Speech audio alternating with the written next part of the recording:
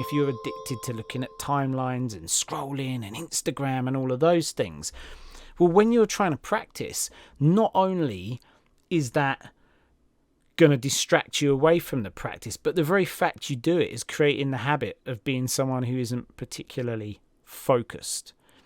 And then, of course, if you nail all of this, and if you're not consuming more stuff or trying to learn too many things at once, this idea of trying to catch two rabbits at once, you'll catch none.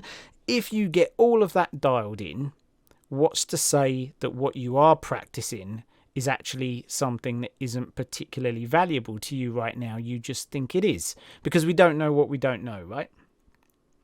So there's a lot of potential rabbit holes and things, and if you are someone who says you don't have enough time and you are practicing in this way, or any of these things are resonating with you, then it's probably true. You probably don't have enough time to fit all of this stuff in and to practice in this way and hope to get results. So we know if you always do what you always did, you'll always get what you always got. So there must be a better way.